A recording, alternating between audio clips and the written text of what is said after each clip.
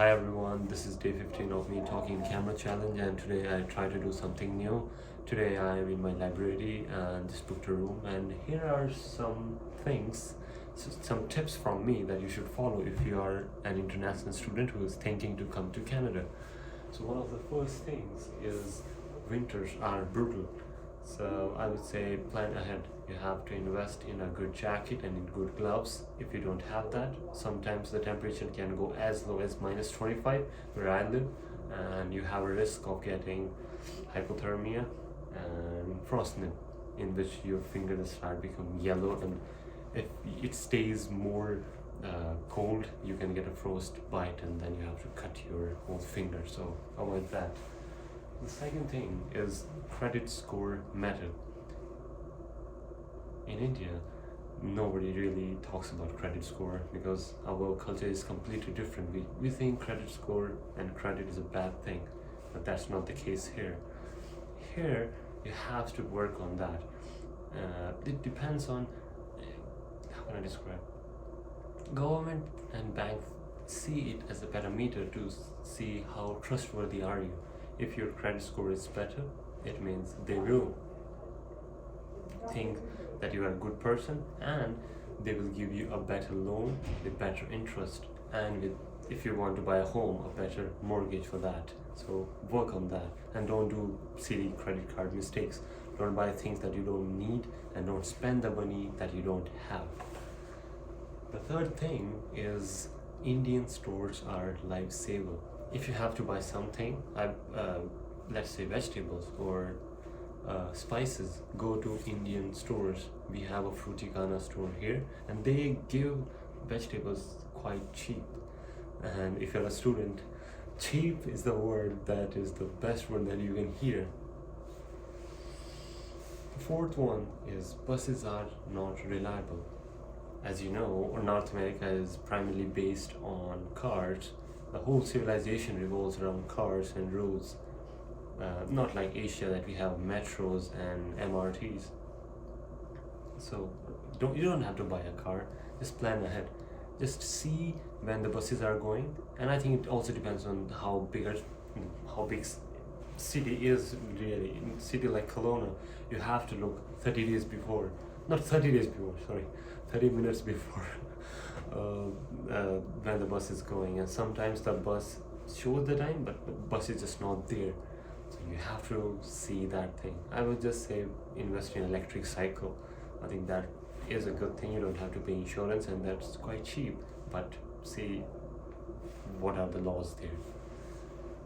The fifth one is get an health. No, get a health insurance. So hear me out. If you don't have a health insurance in Canada, you have to spend a lot of money to get a basic thing. One of my friend met with an accident recently, and because he had a health insurance, and I told him to renew it. In BC, you have to pay $75. It's known as MSP, Medical Services for Students, something like that. Medical coverage or medical student coverage, something. And thankfully he bought that, and he broke his leg when he was doing some side hustle, and that gave him quite a big problem there. But he just spent, I think, $75 as a whole, and there are quite a few things. So just see your own requirements, how it works, and you have to know how your health insurance will help you. Just don't buy it and forget about it. You have to understand how it works. The sixth one is one of the biggest one that I learned from other people's experiences. Is don't be a co-signer. If you're a co-signer of a car, if you have a friend who wants to buy a Tesla, and you are becoming a co-signer of him, thinking that it is just helping him. Sure, it is helping him, but it's not helping you. I have seen at least two people who had this problem. They become a co-signer of someone, and they stopped talking. They just essentially broke their friendship, and now one of the person just went back to India, and the other person who is a co-signer has to pay for the other person's car. Literally, it's just like you have a baby that doesn't belong to you, and you are just taking care of it. If you want to, sure, but you don't have to. Just don't become a co-signer of anyone, literally.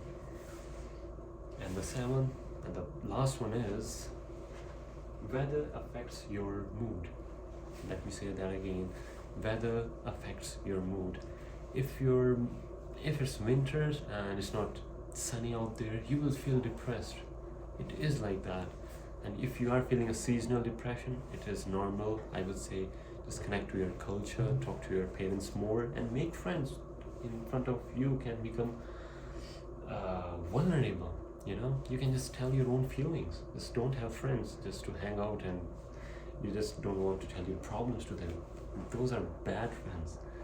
Friends are the good friends are those in front of you can cry and they will not judge you. And you can tell any problem and they will try their best to help you.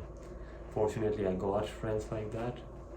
I see it as a win for me, but remember those things. So these are the 7 things that you have to remember according to me from my own personal experiences.